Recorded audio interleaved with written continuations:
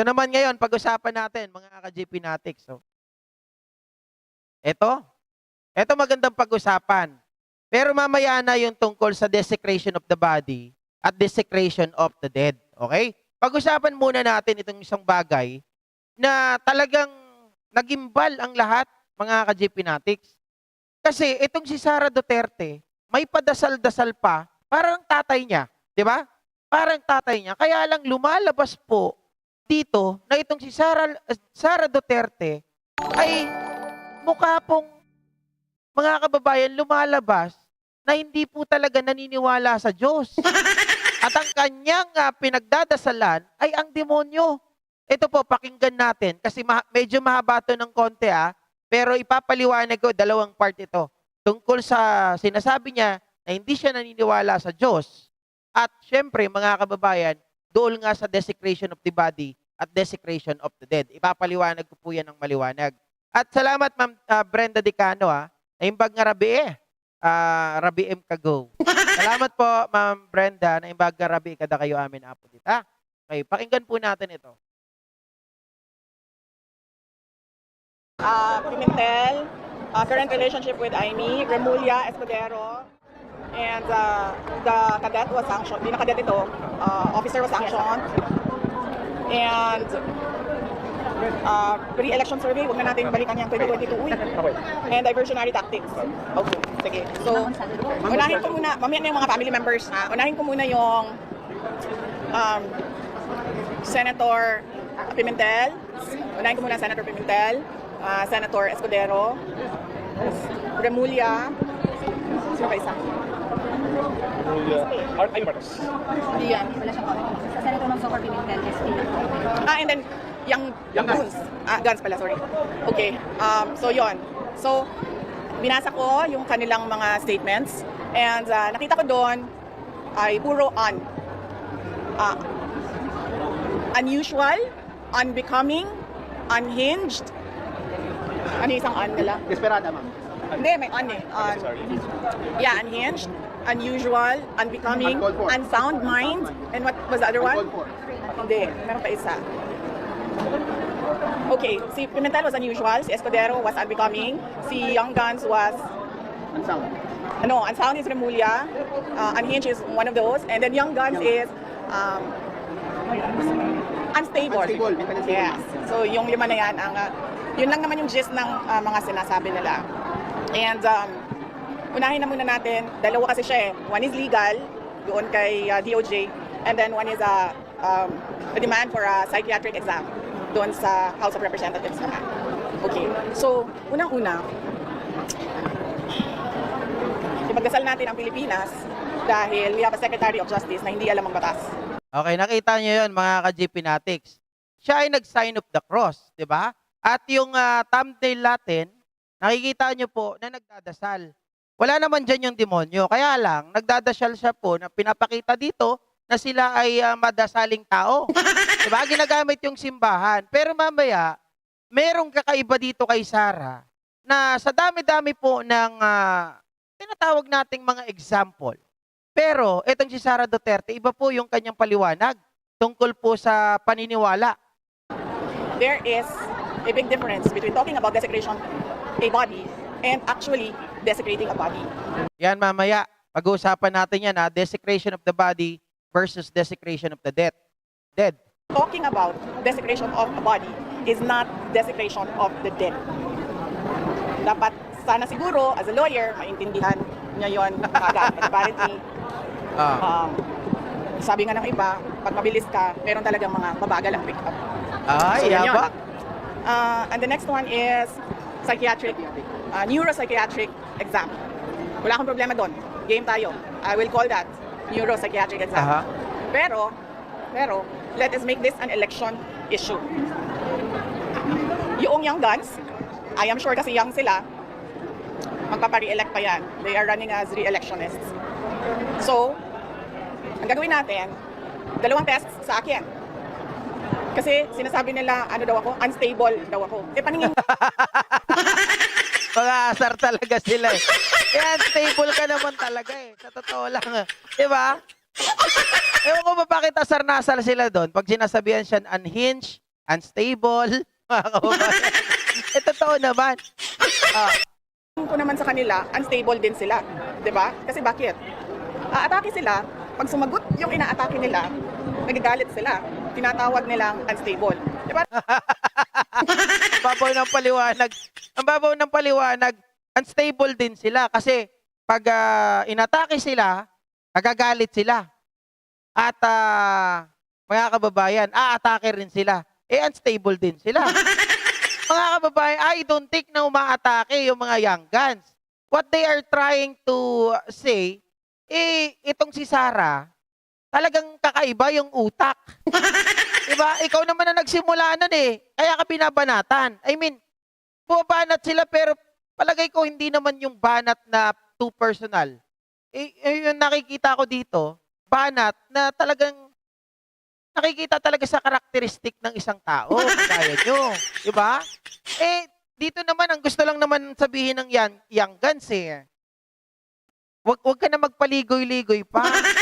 Wag ka nang mag-divert ng attention ng iba. Sagutin mo na lang yung mga tinatanong sa'yo tungkol sa confidential fund. Yun lang ang tinatanong nila. Wala nang iba. Paano? Saan mo dinala? Diba? O baka naman diba?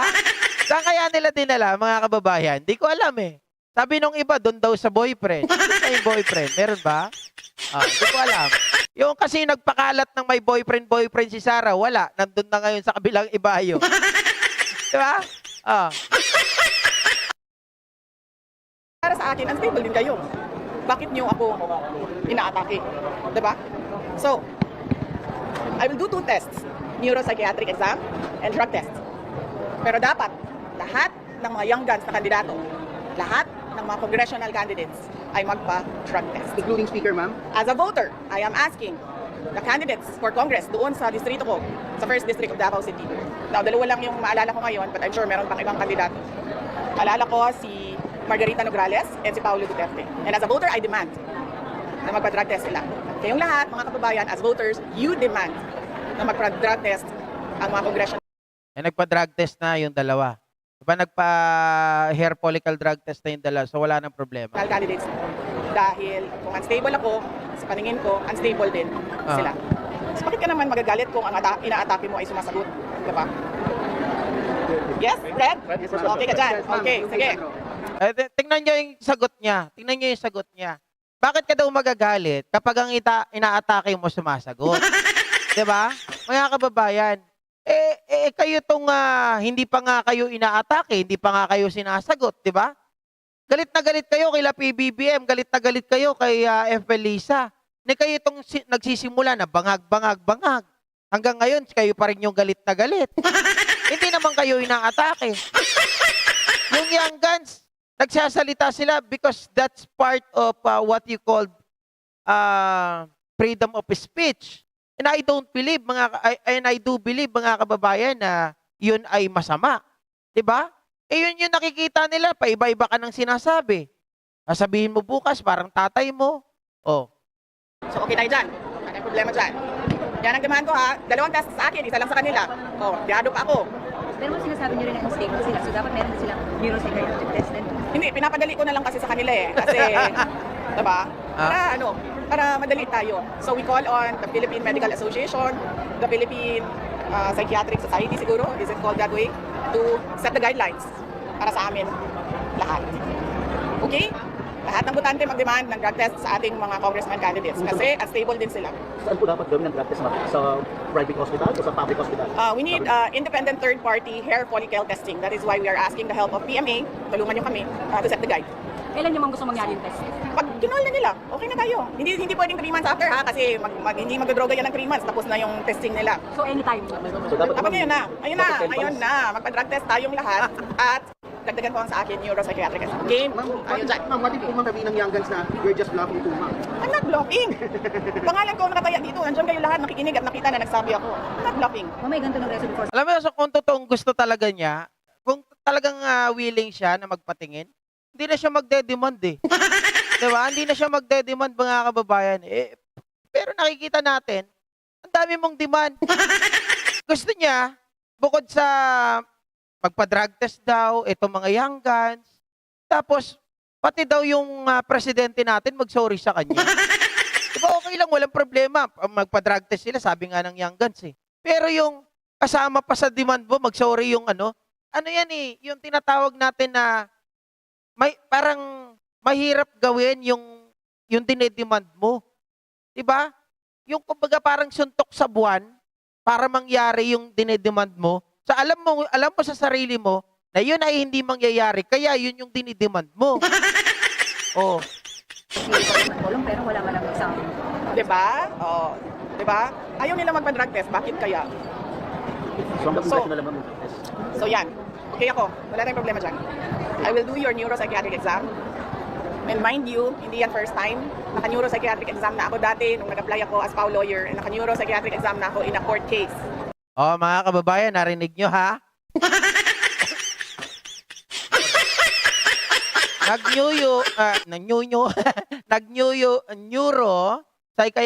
Psychiatric exam daw siya nung siya ay nag-apply ng PAW lawyer. Oh, so lawyer talaga si Sarah. Oh, ito yung nagpapatunay na lawyer si Sarah ha. Wag niyo masyadong anuhin. Lawyer, PAW lawyer daw siya. Asan ang mga nahawakan mong kaso? Di ba? Nagpa-ano raw siya eh, nagpa-neuropsychiatric exam nung siya ay nag-apply bilang isang PAW lawyer. So, lawyer ha? Lawyer! Oh, lawyer siya. Pero the way she act, the way she speaks, is not actually a yung typical lawyer. Kasi pag lawyer yung kausap ko, nariringgan ko ng mga bago sa aking pandinig ng mga pananalita eh. Mga salita na out of this world.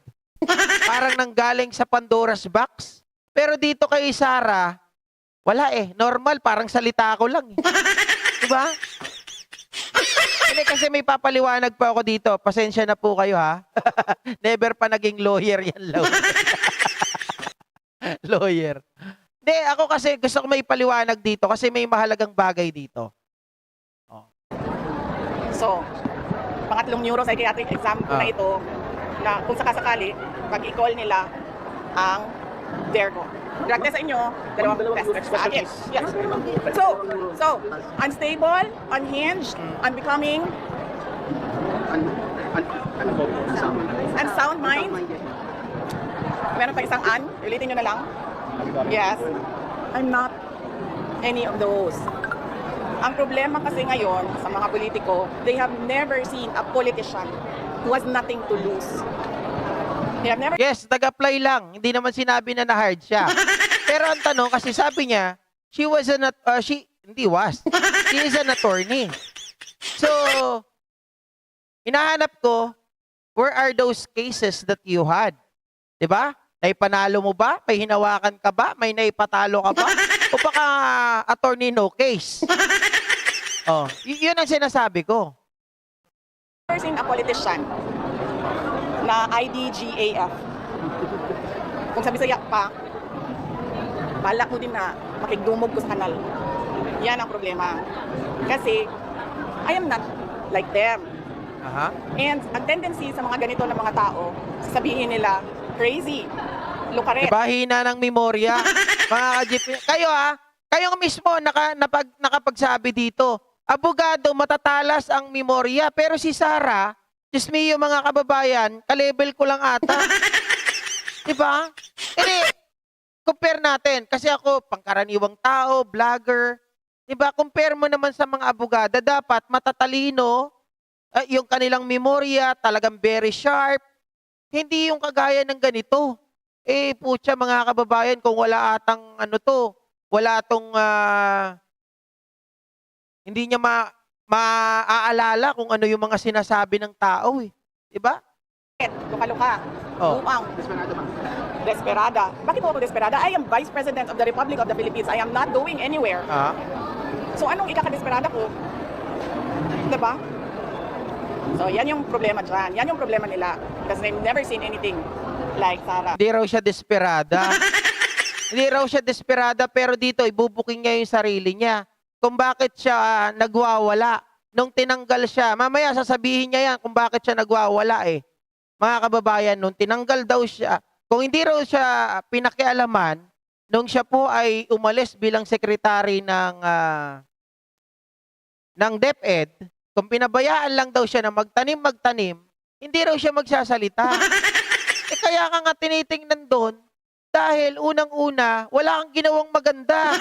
Pangalawa, puro katarantaduhan pa yung pinagagawa mo. Okay lang sana kung siguro kahit na hindi na align sa confidential funds yung pagtatanim mo, 'di ba? Okay lang. Palalagpasin. Pero yung gagamit ka ng ibang resibo, certification ng ibang agency just to prove your expenses. Puta, mga kababayan, that's fraudulent activity. Alala ko pa nung nasa calls ako, yung counterpart ng Target. Alam ko pag mga fraudulent activity na ganito eh. Maraming binabalik sa amin na mga resibo. Oh, ito yung resibo, tatawagan na. Ganito yung pangalan. Hindi nakarating sa akin. Pag tinitrace ko na, anak ng tinapa, mga kababayan, yun pala, nakuha na yung item. Tapos sinasabi, hindi. Gusto madoble? Oh? Sa Amerika, marami niyan. Duterte. Oh. Hindi ako maareglo. Hindi ako mabayaran ng budget. Hindi ako mabayaran ng pera. Laki ng problema nila. Kasi ngayon, ayaw ko na tumahimik. Noon, walang nagsasalita kontra sa administrasyon. Ngayon, merong isang tao nagsasalita kontra sa... Nawawala ako sa akin. Sandali, saan ako? Doon sa... Diba? Nawawala siya. Kasi nga, mga kababayan, ako naiintindihan ko si Sarah kung bakit nawawala siya eh. Diba? Si Sisa nawawala din eh. Si Sisa nawawala din eh. Naiintindihan ko kung bakit nawawala siya. Kasi yung kanyang focus, mga ka-JP Natics, alam natin na kapag ganito ang tao balisa.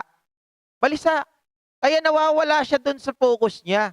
Nawawala siya dun sa gusto niyang sabihin kasi nagrarumble yung idea sa mind niya, 'di ba? Bago ito mag-process. Kaya pag habang pina-process na yun, nawawala na yung nasa utak niya. Hindi ibig sabihin niyan, mga ka-Gpinatic, totoo yung sinasabi ng Young Guns na unstable yung kanyang utak. Kasi masyadong sigurado, marami itong iniisip, naghahalo-halo na. Tawag nilang buang. Natawag nilang luka-luka. They did that to MDS noon.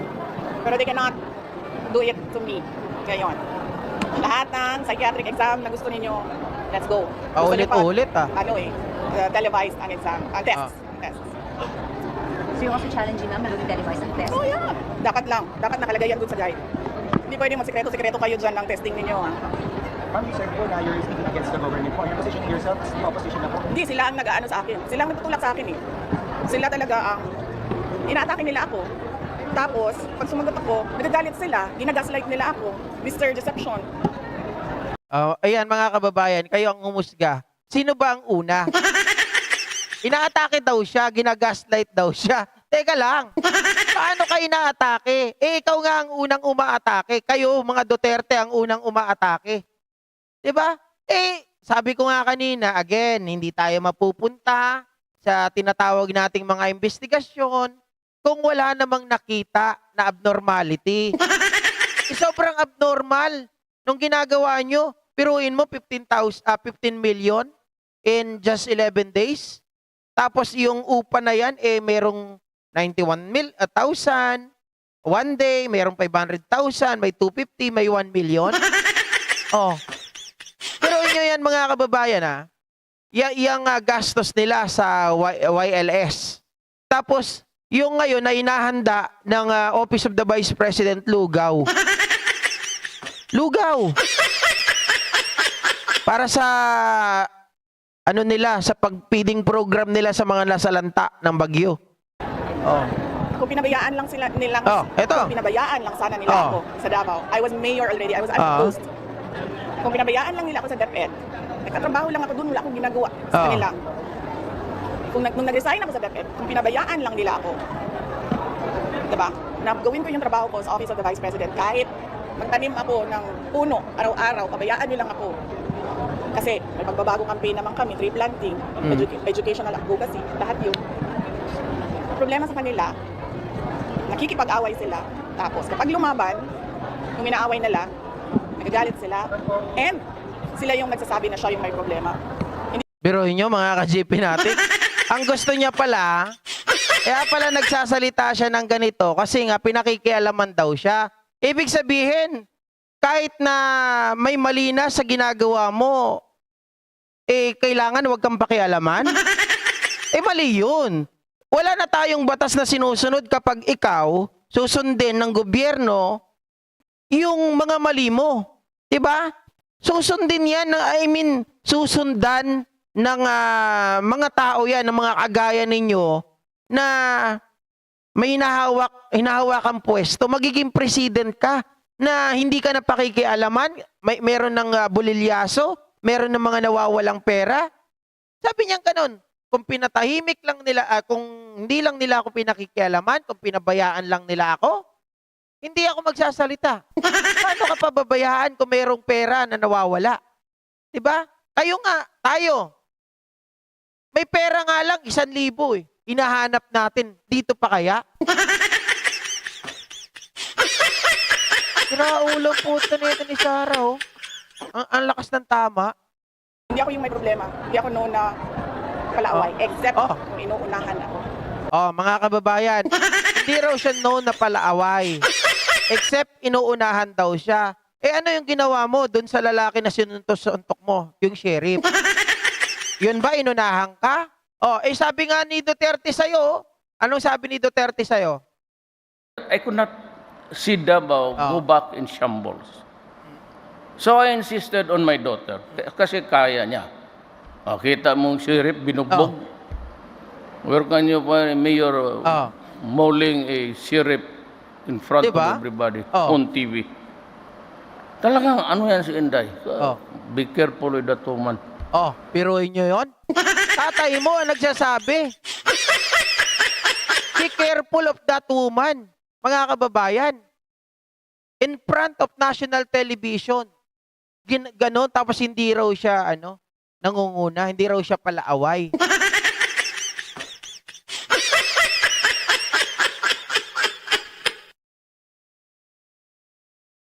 Ang gusto niya, kumbaga, nalaman ng gobyerno na mayroong mga nawawalang pera, magkipit balikat na lang daw, magbulag-bulagan ng gobyerno para hindi daw niya awayin.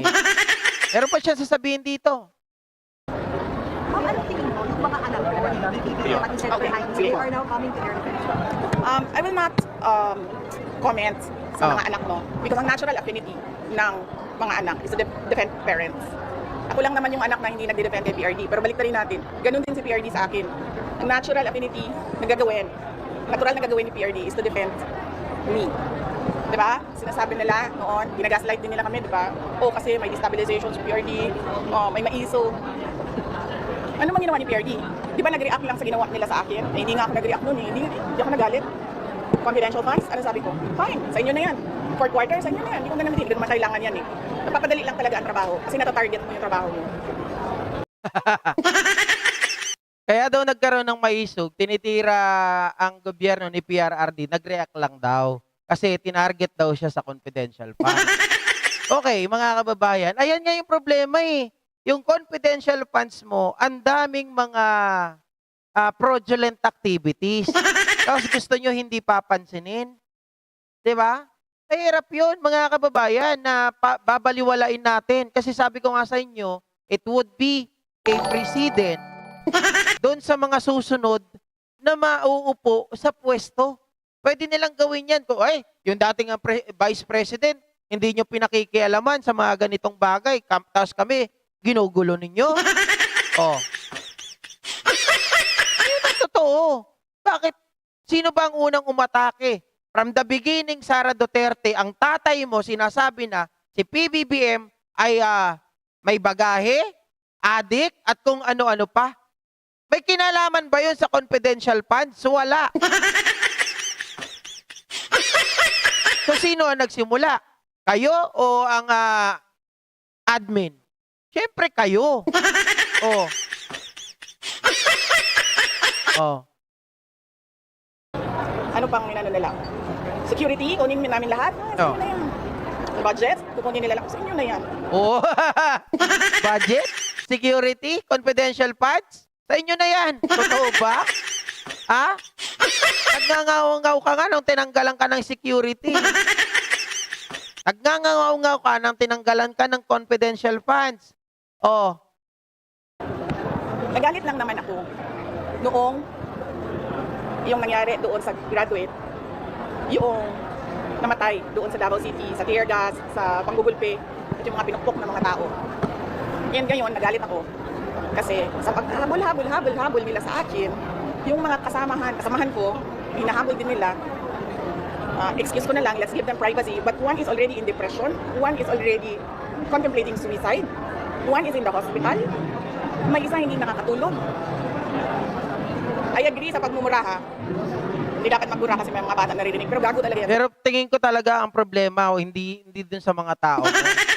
Kasi mga ka-JP Natics, sa mga tao, lagi naman yan na, kumbaga, itong mga tao na to, although magiging accessories of the crime sila, yung ang pinaka may tawag dito, mayroong pananagutan, yung pinaka pinuno at ikaw yun. Dapat kasi ikaw ang sumasagot. Kaya siguro na masyado ng tolero yung mga tao mo kasi nga hindi ka sumasagot. Sila yung naiipit kaya hindi na sila makatulog. At yung sinasabi mo na may nagalit ka dahil may namatay doon sa KOJC, tapos yung sa relo, sa graduate, anak ka ng tinapa. Eh di sana, ikaw na lang ang nagbigay ng relo.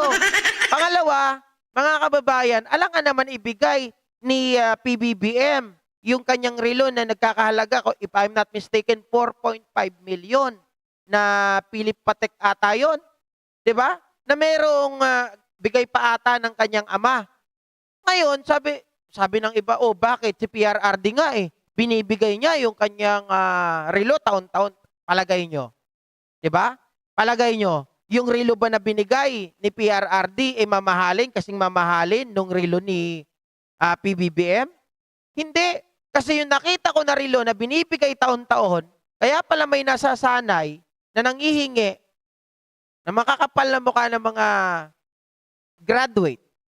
Dahil kay PRRD, inihingi yung relo niya. Ito namang matanda na to, para magpasikat na binibigay yung kanyang relo, nagsusuot ng mga relo na hindi mamahalin na pag hiningi, ibibigay niya kaagad. Diba?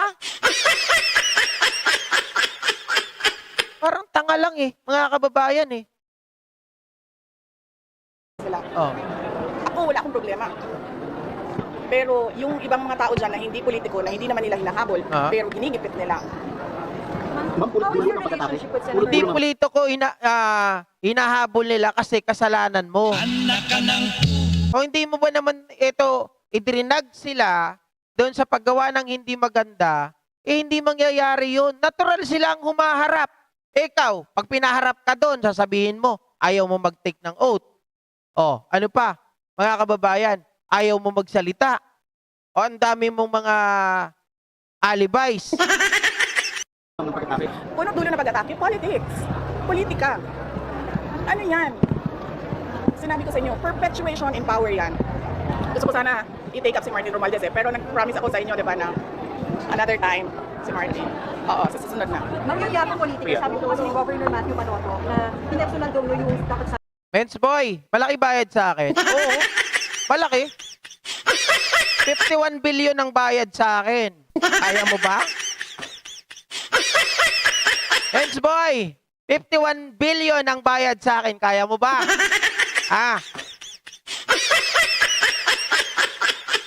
Di mo kaya, no? sarili politika namin. Oh.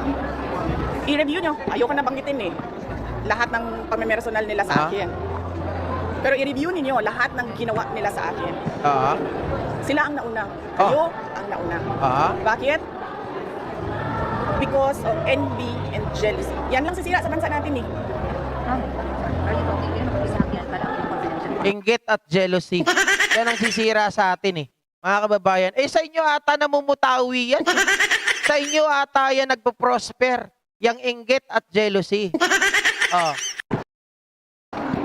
Hindi, nagsimula ito pag-resign ko sa lakas. Ah. 'Di ba? Remember, Oh.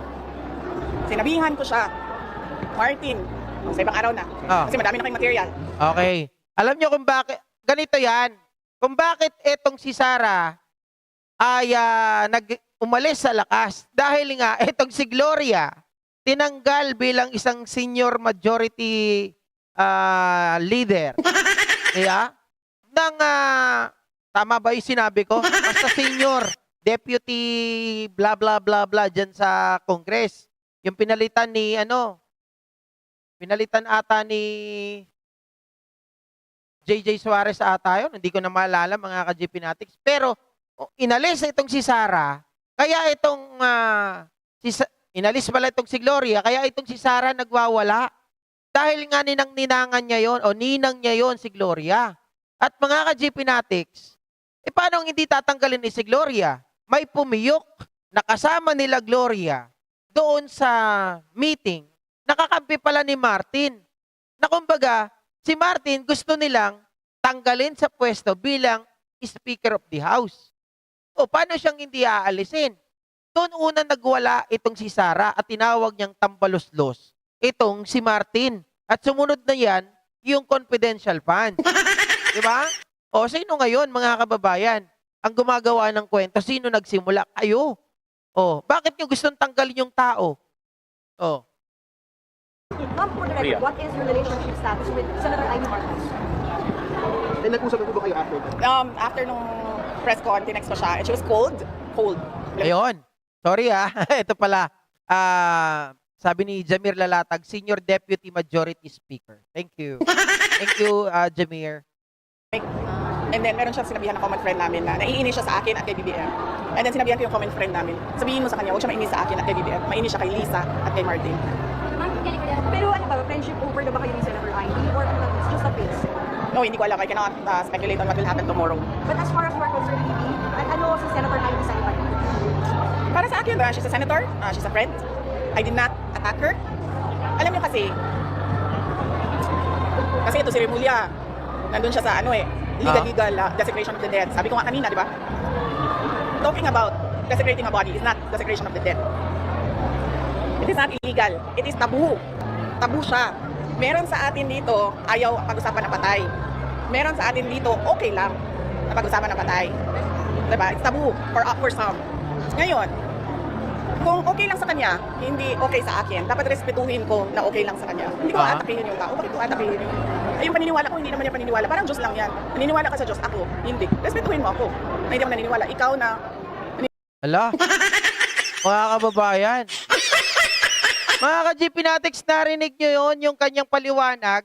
Kasi ako para sa akin, nagulat ako dito na binanggit ni Sara Duterte, kita ka dyan, na ang example niya, yung desecration of the dead versus desecration of the body, parang paniniwala lang daw yan. So, respetuhin ng bawat isa. Kung ikaw naniniwala, parang paniniwala yan ng ikaw naniniwala ka sa Diyos. Ako hindi naniniwala. So, dapat respetuhin mo ako. So, ang ibig bang sabihin nun, Sara Duterte, na ikaw ay atheist? Diba? So, lumalabas para sa akin. Kasi, there are many examples na pwede mong ibigay. Bakit yung paniniwala pa sa Diyos ang iyong binigay na example? Ibig bang sabihin nito, hindi kayo naniniwala sa Diyos? Diba? Parang tatay mo. Sabi niya, hindi raw siya naniniwala sa Diyos. Minumura niya ang Diyos, dinuduraan niya ang simbahan. Tapos ikaw, kanina, may padasal-dasal ka pa, may pa-sign of the cross ka pa, tapos, hindi ka pala naniniwala sa Diyos. Diba? Mga kababayan, hindi, nakakapagtaka lang talaga. There are a lot of things that you can make an example or that you use an example. Pero bakit ito pa yung ginagamit ni Sarah? Na may kanya-kanya daw tayong paniniwala. Example, ikaw naniniwala ka sa Diyos, ako hindi naniniwala sa Diyos. Di ba? Tingin ko talaga totoo yung sinasabi niya na gusto niya, siya ang presidente ng impyerno, ang tatay niya naman, ang papalit daw kay Satanas. Oh. Diba? Mga kababayan? At pag-usapan naman natin ngayon, yung usapin po ng desecration of the dead versus desecration of